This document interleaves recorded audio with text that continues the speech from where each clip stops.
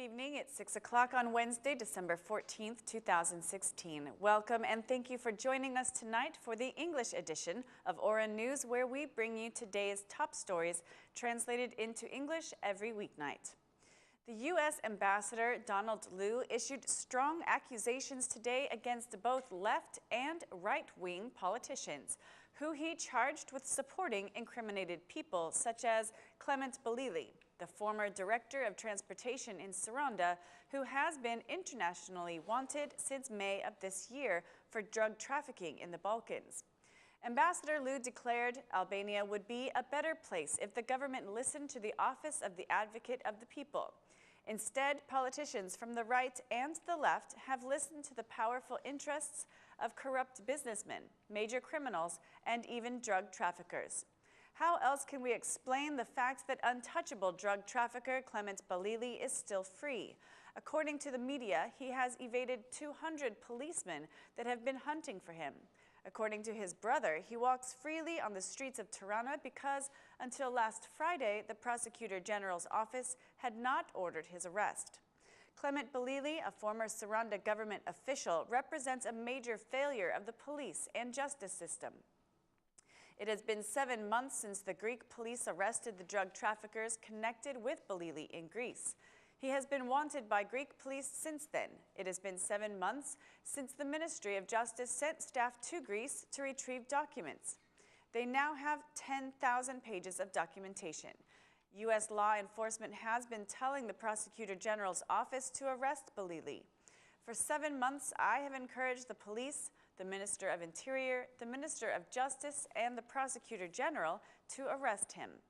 If Albania cannot catch Clement Balili, how will it go after other big fish? Who will want to work with Albania?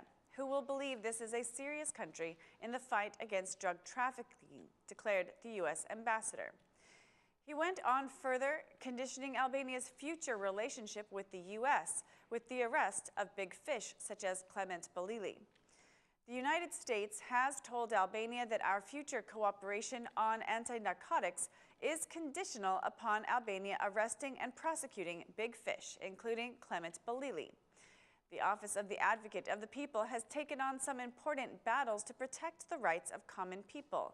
We hope for a future in which more leaders in the country listen to the Office of the Advocate of the People than drug traffickers, said the U.S. ambassador.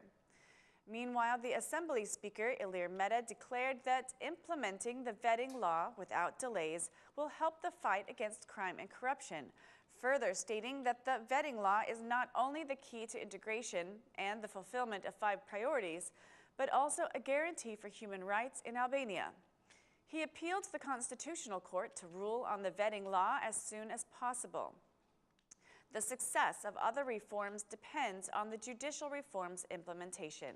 The Constitutional Court should make a decision to pave the way for implementing the vetting law. Implementation of the law does not only serve to fight against corruption, but also to guarantee respect for human rights, said the Assembly Speaker, putting emphasis on the importance and independent and consolidated institutions.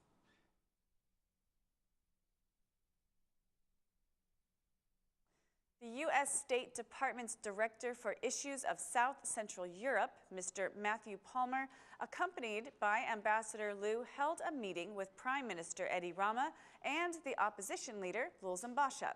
The Prime Minister's press office has not issued an official announcement about the meeting, but it is learned that Albania's development, the judicial reform, and the fight against crime and corruption were part of the discussion.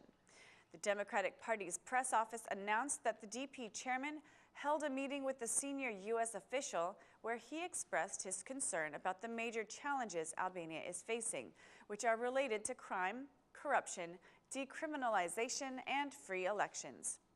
After meeting with the U.S. State Department Director for Issues of South Central Europe, the Prime Minister met with the Chairman of State Informative Services.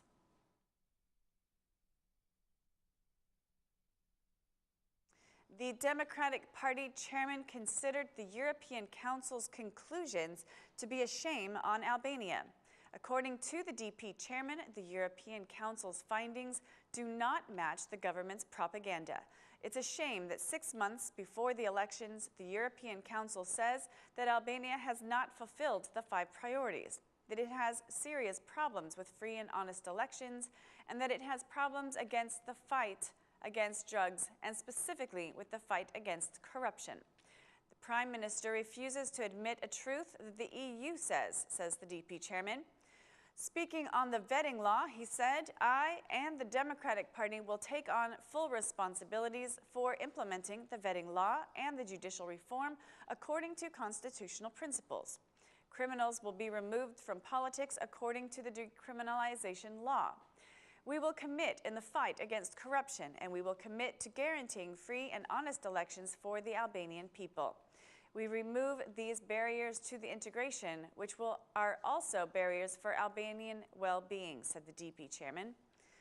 The Democratic Party parliamentary group has decided to discuss the European Union's conditions for opening negotiations, the vetting law, and the drug situation in Thursday's plenary session.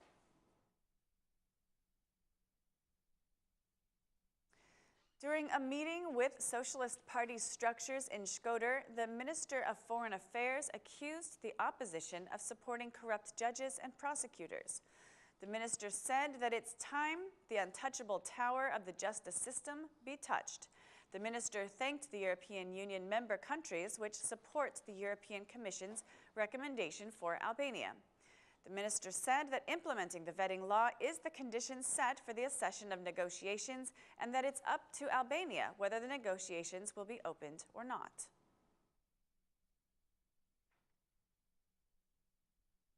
Tirana's mayor spoke at the meeting of Tirana's Economic Council, announcing that there will be easier procedures for registering a business and for repaying old obligations at the tax directory. Next year's budget will be higher than this year's budget. We have planned to increase the City Hall budget by 10% for 2017. This is the result of investments made in employment. According to our calculations, there are 10,000 people employed in construction sites. We will not propose tax increases for businesses and families, declared the mayor, who also announced a salary increase for the City Hall employees.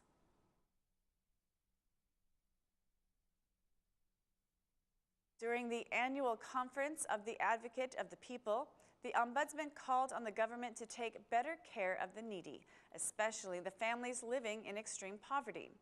The Ombudsman also raised his concerns about social housing, education, the healthcare system, domestic violence, overcrowded prisons, and discrimination. Speaking at the conference, the U.S. ambassador expressed his support of the Ombudsman, saying, "Over the past 5 years, we have fought many battles for human rights alongside the Office of the Advocate of People. Most of those battles we have lost because governments from the right and the left have not listened to the Advocate of the People. There have been some successes in Roma housing, prison conditions, and LGBT rights.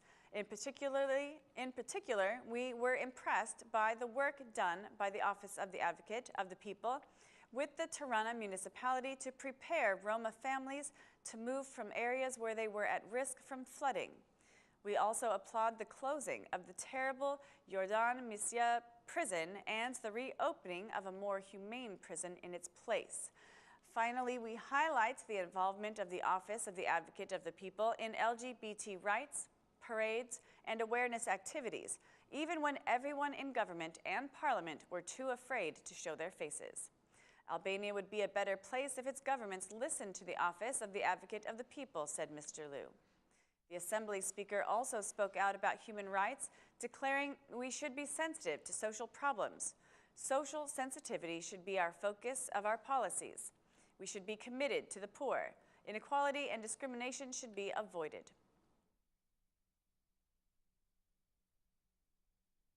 That's all for our English edition this evening. Please join us again Monday through Saturday at 6 p.m. for your local news in English. My name is Mari, and on behalf of Aura News, thank you and good night.